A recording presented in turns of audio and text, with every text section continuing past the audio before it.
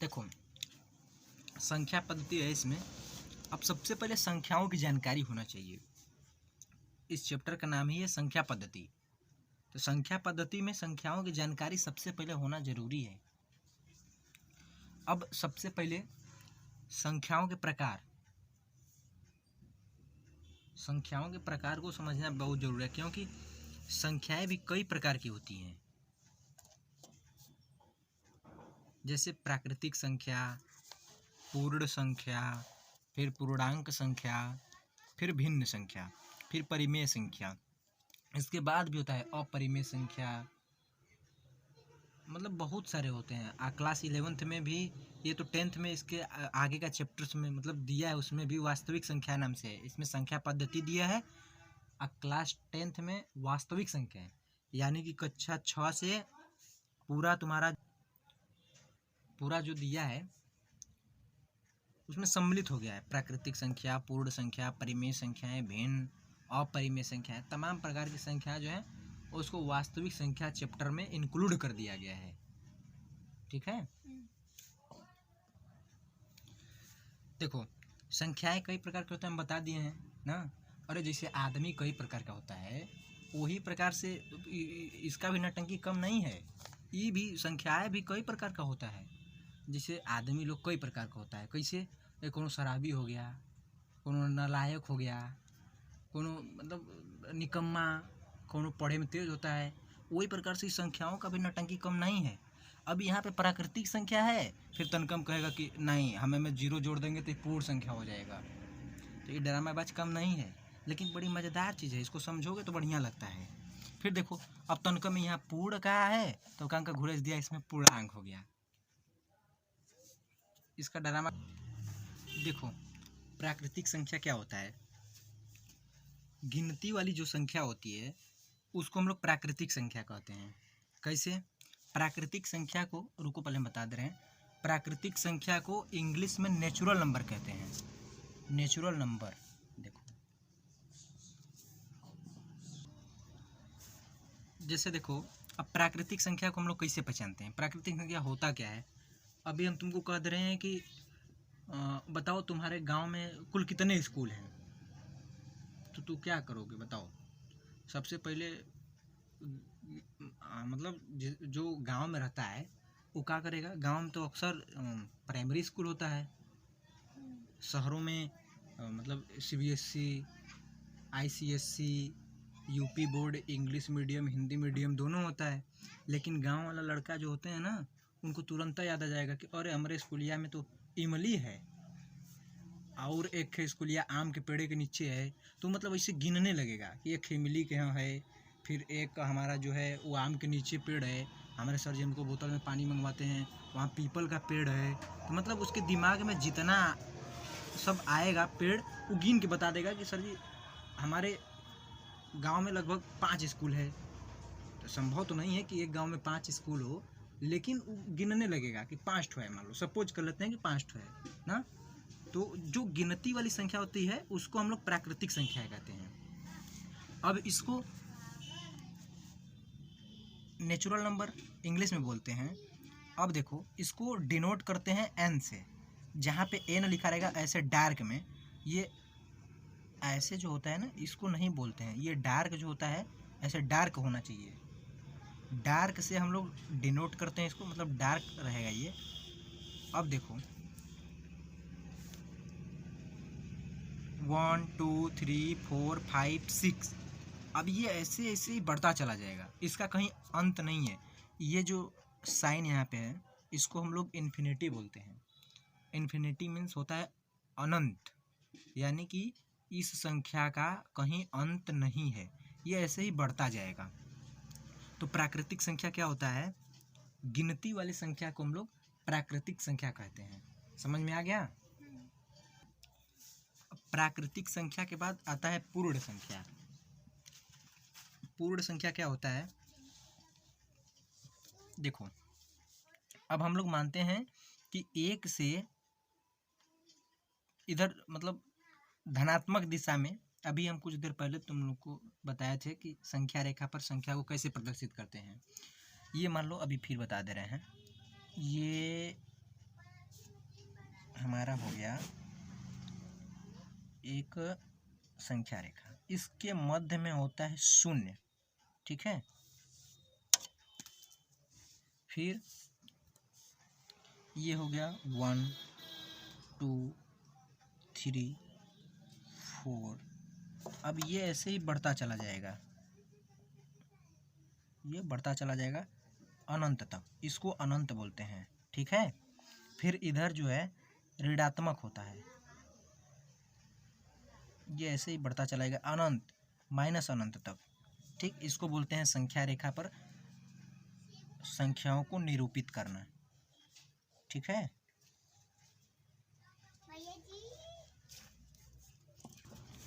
ठीक है जी, प्राकृतिक संख्या समझ में आ गया ना। ये न्यूट्रल होता है। शून्य संख्या जो होता है ये न तो धनात्मक होता है और न तो ऋणात्मक होता है, ठीक है। अब आते हैं पूर्ण संख्या पर। पूर्ण संख्या क्या होता है? ये बहुत बड़ा रॉकेट साइंस नहीं होता है पूर्ण संख्या। पूर्ण संख्या हम लोग किसको कहते हैं? ये जो एक से स्टार्ट थी संख्या प्राकृतिक संख्या में, अब ये कहता है कि मतलब ये नहीं कहता है, हम कह रहे हैं अपनी भाषा में कि इसमें अगर हम जीरो जोड़ दें, ठीक है, तो ये पूर्ण संख्या हो जाएगा। देखो 1 से 9 तक, अरे सॉरी 1 से 9 तक नहीं, ये जो होता है संख्या 1 से इधर स्टार्ट हो रहा है, ऐसे चल रहा है, ऐसे चलता चला जाएगा अनंत तक। इस समय यदि हम जीरो को इंक्लूड कर दें यानी कि जोड़ दें तो ये पूर्ण संख्या हो जाएगा। प्राकृतिक संख्या, पूर्ण संख्या को एक बार हम फिर से बता दे रहे हैं। पूर्ण संख्या क्या होता है? पूर्ण संख्या मतलब कि जो प्राकृतिक संख्या होता है, प्राकृतिक संख्या में शून्य को जोड़ देने पर पूर्ण संख्या बन जाता है, जिसको हम लोग इंग्लिश में होल नंबर कहते हैं, ठीक है, होल नंबर कहते हैं। इसको हम लोग W से डिनोट करते हैं, W, डार्क W। डार्क जहाँ पे होता है जान लो कि जैसे डार्क N हो गया, डार्क W हो गया, डार्क I हो गया। इंटीजर, इंटीजर माने पूर्णांक होता है, अभी हम इस पे आगे चर्चा करेंगे, ठीक है। पूर्ण संख्या समझ में आ गया होगा। अब बारी है पूर्णांक संख्या की, ठीक है। पूर्णांक संख्या को इंग्लिश में इंटीजर्स बोलते हैं, इंटीजर। इसको हम लोग I से डिनोट करते हैं, डार्क I ही होगा, इतना हमने ध्यान रखना है कि डार्क से ऐसे नहीं, ये तो I हो गया, लेकिन अक्सर हम लोग इस पे ध्यान नहीं देते हैं, इसको हमें डार्क में ही दिखाना होता है ऐसे, तब हम जान जाएंगे कि इंटीजर है यानी कि पूर्णांक संख्या, चाहे कोई भी हो। जैसे N हो गया आपका, ये W हो गया, I हो गया, ठीक है। तो पूर्णांक संख्या क्या होता है? अभी हमने ऊपर देखा है, जैसे ये वाला, ये क्या है?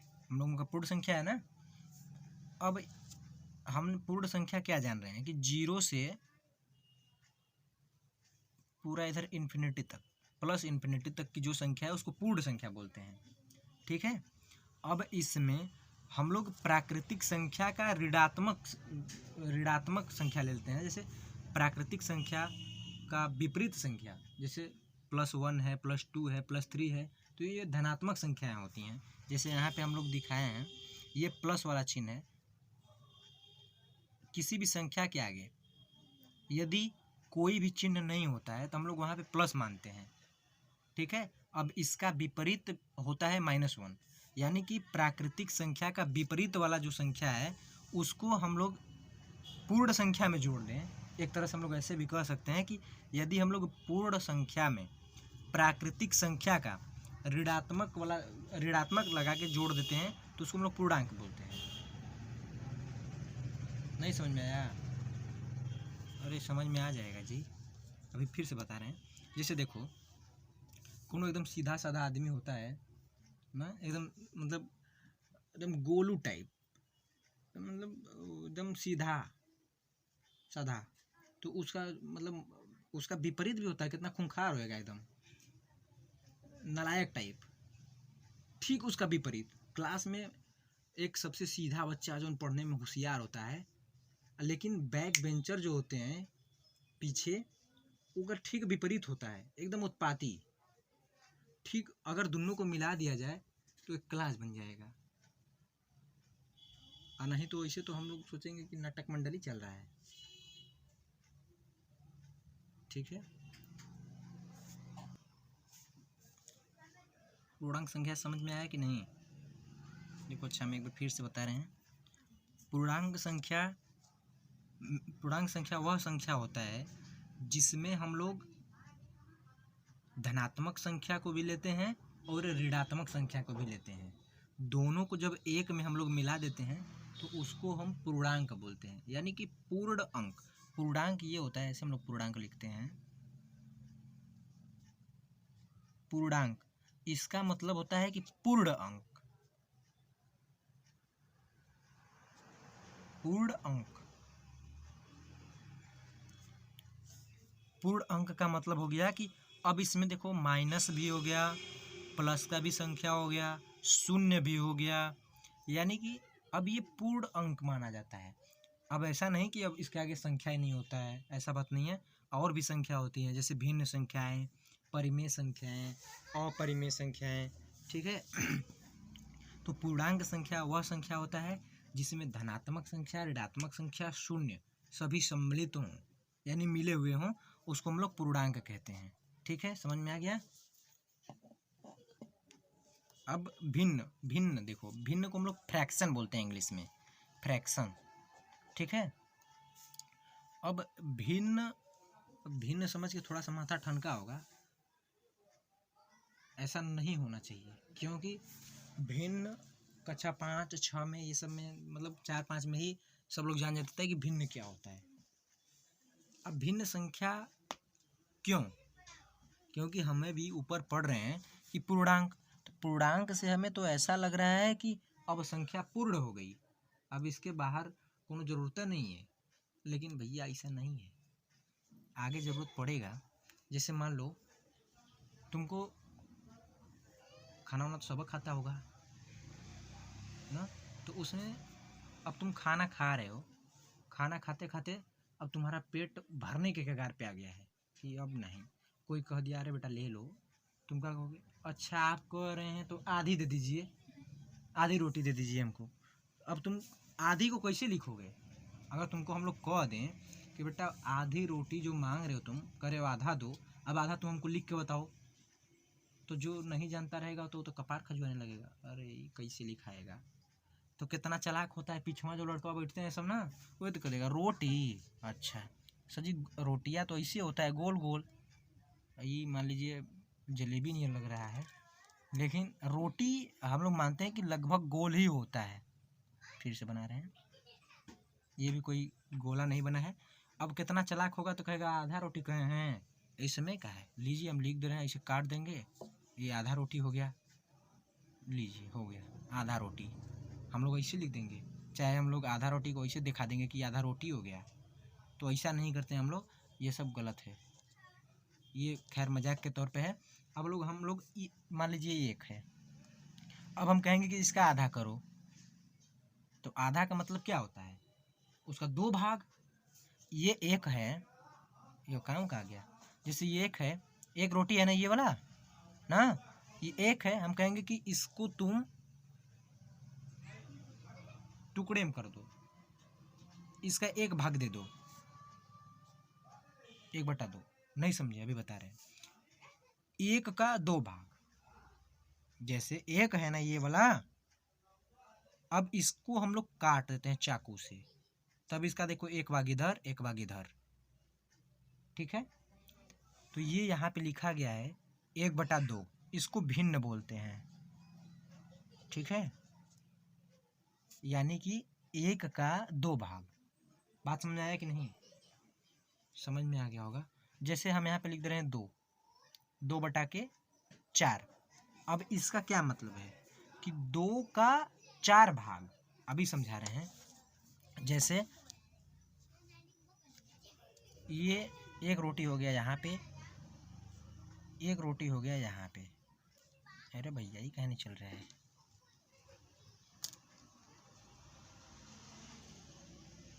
ठीक, ये हो गया। अब यहाँ पे लिखा है 2, यानी कि 1 2, ये 2 हो गया। ठीक है, अब इसका बोला 4 भाग, तो 4 भाग कैसे होगा?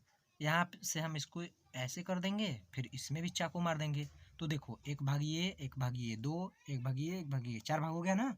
तो 2 का 4 यानी कि 2/4 यानी कि 2 का 4 भाग। बात समझ में आ गया। इसको बोलते हैं भिन्न, यानी कि 3/4 5/6 7/8 यानी ऐसी ही बहुत सारे संख्या होते हैं जो इस रूप में होता है, उसको हम लोग बोलते हैं भिन्न संख्या। बात समझ आ गया। जिसको हम लोग बटा के रूप में लिखते हैं यानी अपान का चिन्ह, इसको अपान का चिन्ह बोलते हैं। 4/6 ये जो संख्या होता है इसको हम लोग बोलते हैं भिन्न। समझ में आ गया। परिमेय संख्या, परिमेय संख्या को हम लोग इंग्लिश में बोलते हैं रेशनल नंबर। रेशनल नंबर, इसको हम लोग आर से डिनोट करते हैं। डिनोट माने होता है प्रदर्शित करना, ऐसे आर से, डार्क आर ये भी रहेगा। अब रेशनल नंबर क्या होता है? रेशनल नंबर सब लोग जानते होंगे, फिर से बता दे रहे हैं हम। जो संख्याएं P/Q के रूप में होती हैं उसको हम लोग परिमेय संख्या कहते हैं। ठीक, मुझे आशा है समझ में नहीं आया होगा, फिर से बता रहे हैं। अब इसका मतलब ये होता है P/Q के रूप में जो संख्याएं होती हैं उसको हम लोग परिमेय संख्या कहते हैं। लेकिन एक कंडीशन इसमें होता है कि Q के बराबर कभी भी शून्य नहीं होना चाहिए। अब ये क्या है? इसका मतलब होता है कि Q के स्थान पर कभी 0 नहीं होना चाहिए। तो इसको हम लोग ऐसे लिखते हैं कि Q नॉट इक्वल टू 0, यानी कि Q के स्थान पर 0 नहीं होना चाहिए। ठीक है, अब इसको हम लोग बता रहे हैं कैसे। जैसे हो गया 3/5। अब देखो 3/5 हमारा एक परिमेय संख्या हो गया। परिमेय संख्या कैसे है? क्योंकि ये देखो P के रूप में है, एक Q के रूप में है। भैया P के जगह पर अगर हम 3 रख देंगे और Q के जगह पर 5 रख देंगे तो ये P/Q के रूप में हो गया कि नहीं हो गया? हो गया ना। तो ये हो गया परिमेय संख्या। अगर हम इसको 4/0 लिख दें तब ये परिमेय संख्या होगा कि नहीं होगा? ये नहीं होगा, क्योंकि यहाँ पे एक कंडीशन दिया है कि P/Q के रूप में ही होना चाहिए। Q नॉट इक्वल टू 0, यानी कि Q के स्थान पर 0 नहीं होना चाहिए, जो कि यहाँ पे 0 दिया है, इसलिए यह परिमेय संख्या नहीं होगा। परिमेय संख्या को हम लोग फिर से बता दे रहे हैं, थोड़ा पीछे गलती हो गया है। परिमेय संख्या को ना आर से डिनोट नहीं करते हैं, उधर पीछे गलती हो गया। फ्लो में हमसे बोला गया है कि आर से डिनोट करते हैं, परिमेय संख्या को क्यू से डिनोट करते हैं। ठीक है, आप इसका कंडीशन ये होता है कि P/Q इस रूप में जो भी संख्या होगी उसको परिमेय संख्या बोलते हैं। लेकिन Q नॉट इक्वल टू 0, यानी कि Q 0 के बराबर नहीं होना चाहिए। अब ये बड़ा ख़राब लगता है, इसे जल्दी किसी को समझ में नहीं आता है। लेकिन देखो ये जो है परिमेय संख्या, इसको इंग्लिश में रेशनल नंबर बोलते हैं। इसका व्युत्पत्ति यानी कि कहाँ से उत्पन्न हुआ है? अंग्रेजी का जो शब्द होता है,